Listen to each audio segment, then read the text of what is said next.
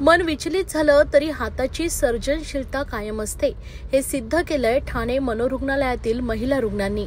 रक्षाबंधनाच्या निमित्तानं या महिलांनी स्वतःच्या हातांनी तयार केलेल्या तब्बल 1200 राख्या सध्या सर्वांचं लक्ष वेधून घेत आहेत। या राख्या काही रुग्णालयात होणाऱ्या रक्षाबंधन कार्यक्रमात वापरण्यात येणार असून काही राख्या विक्रीसाठी ठेवण्यात आल्या आहेत। रुग्णांना स्वावलंबी बनवून त्यांना समाजात पुन्हा ताटमानेने उभे करता यावं यासाठी ठाणे मनोरुग्णालयातील व्यवसाय उपचार विभागाकडून सातत्यानं प्रयत्न केले जातात। मनोरुग्णालयांमधील सुप्त कलागुण ओळखून त्यांना छोट्या छोट्या वस्तू तयार करण्याचं प्रशिक्षण दिलं जातं।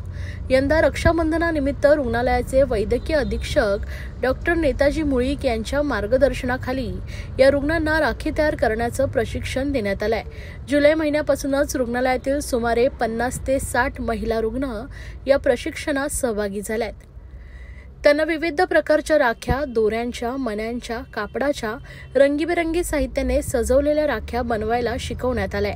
राख्या तयार करण्यासाठी लागणारं कच्चं साहित्य बाहेरून मागवण्यात आलं आणि त्या राख्यांमध्ये प्रत्येक रुग्णांचं कलेवर कल्पनाशक्ती आणि एक अदृश्य जिव्हाळा गुंफलेला आहे। या संपूर्ण उपक्रमामागे रुग्णालयातील व्यवसाय उपचार विभागाच्या तज्ज्ञ डॉक्टर हेमांगिनी देशपांडे, डॉक्टर अश्लेषा कोळी, डॉक्टर प्राजक्ता मोरे आणि डॉक्टर जानवी केरजकर यांचं विशेष योगदान आहे।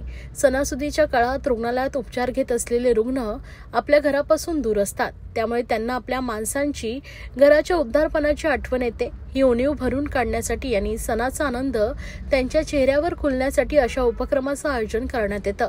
रक्षाबंधनाच्या दिवशी रुग्णालयातील पुरुष रुग्णांना महिला रुग्णांनीच बांधलेल्या या राख्या बांधून सण साजरा केला जाणार आहे। एक नातं भाऊ आणि बहीण यांचं जे रक्ताचं नसून समजुतीचं, आत्मीयतेचं आणि उपचाराच्या प्रक्रियेचा एक भाग म्हणून साजरं होणार आहे।